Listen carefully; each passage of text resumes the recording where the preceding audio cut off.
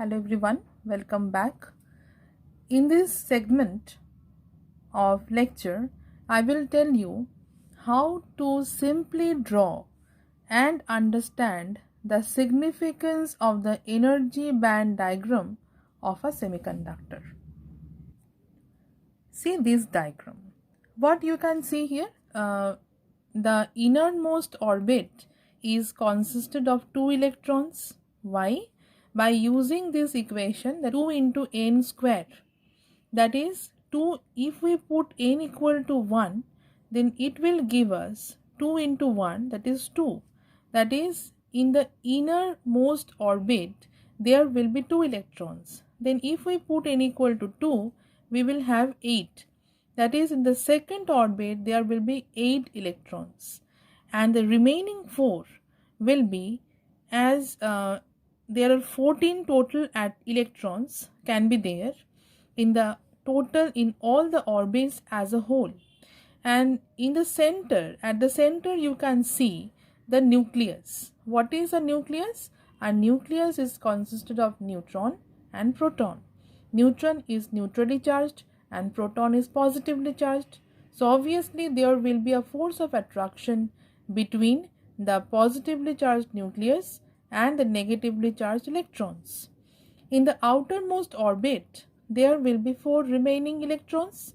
That is, we have already accommodated 10 electrons. So we have remaining 4 electrons that which we can accommodate, we can put in the outermost orbit. These 4 electrons are the valence electrons, because we know we can define valence electrons as these are the electrons. These are called the valence electrons because these electrons stay at the outermost orbit of the atomic structure. And in this case, we are actually discussing the atomic structure of silicon. Now, if we use the Coulomb's law in its simplest form, though if we write the Coulomb's law in a proper form, there will be 2 epsilon. But here I am ignoring those constants.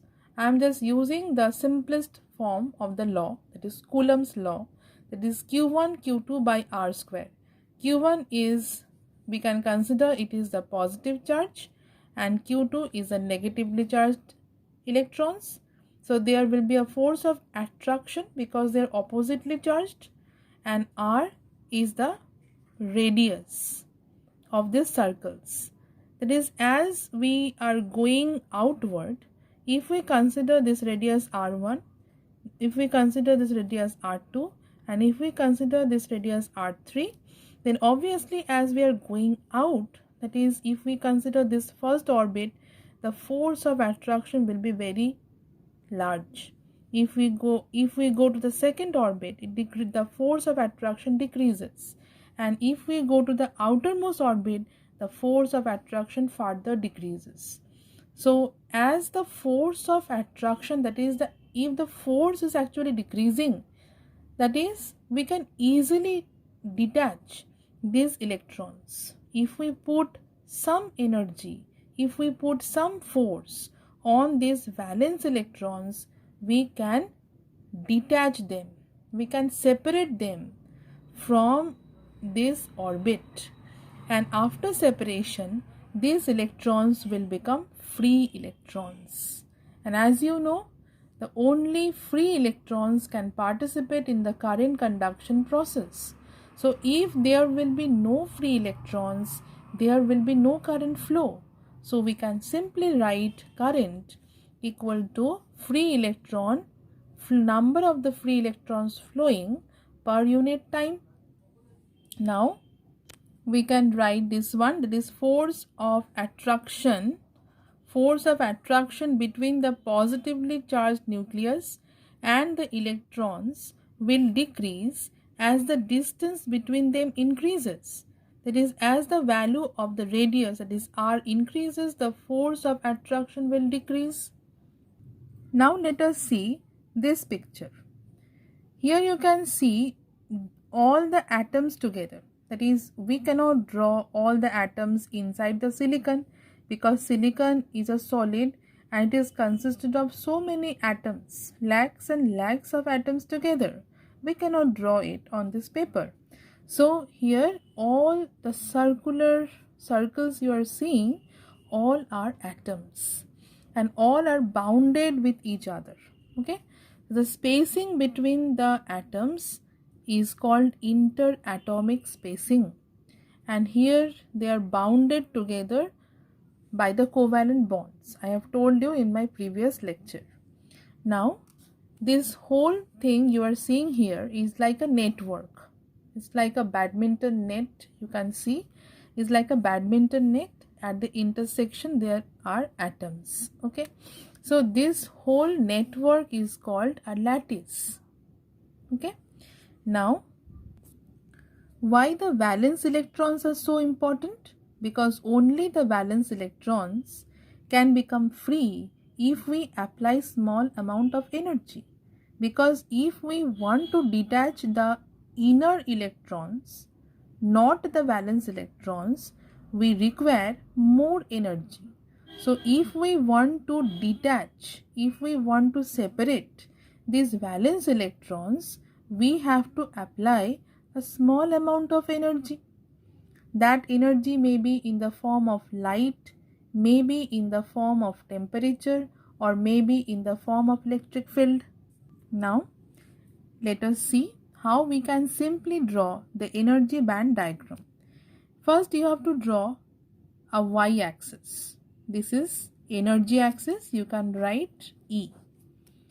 Energy axis, and this is the x-axis. Okay, that is along the length of the semiconductor. Here you can see it is a parabolic like structure. It is called the conduction band. Okay, and this is called the valence band, conduction band,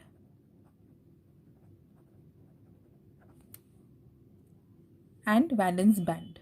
Okay, now the distance or spacing or the gap between these two is called the band gap energy, EG. That is why it is a band, because it is not a single energy.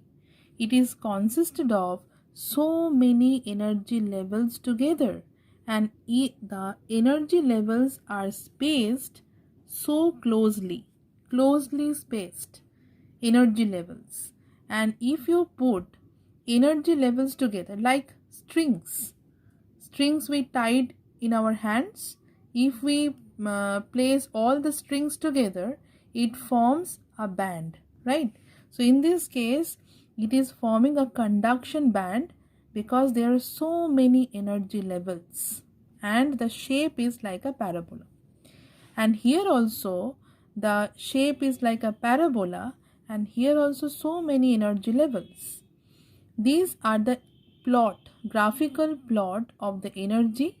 So if you go upward, the energy of the electron will increase.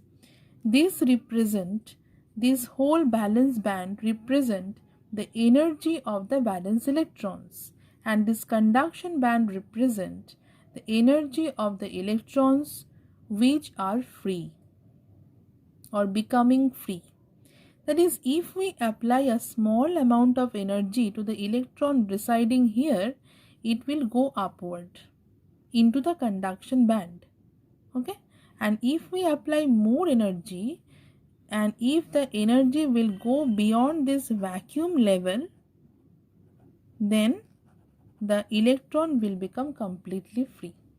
Okay, so remember this one, that is the bottom of the conduction band is leveled as the bottom level of the conduction band, the single energy EC, and the top level of the valence band is leveled as EV. If we take the difference of EC and EV, this will give us the band gap energy, that is EG equal to EC minus EV. Now let us see the simple diagram. That is, instead of drawing this parabolic structure, you can also draw this simple straight line. Okay, this is the simplest form. That is, I am considering the bottom level of the conduction band, and I'm considering the top level of the valence band. The gap is same, Eg, and this is the Fermi level. Okay, and this Fermi level is another energy level which resides at the midway, that is exactly at the middle of this band gap. And this whole diagram is for the intrinsic type of semiconductor, because there is no other levels. If it is an extrinsic type of semiconductor, there will be more levels.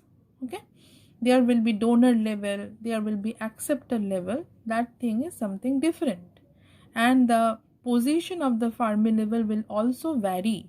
If it is an N type semiconductor, then the Fermi level will go upward, and if it is a P type semiconductor, then the Fermi level will come downward. And there will be an extra level, which is the donor level for N type semiconductor and acceptor level for P type semiconductor. For this lecture, from this lecture you can see that you can understand that is how we have drawn the energy band diagram of an intrinsic type of semiconductor. And as I've already told you, at 0 Kelvin temperature, there will be no movement. That is, if we have not illuminated the semiconductor, or if we have not applied an electric field, then obviously at 0 Kelvin temperature, there will be no electron movement. So the whole material will behave as an insulator. But if the temperature will be increased to room temperature, the electron will move upward, because electron is gaining energy from this increase in temperature.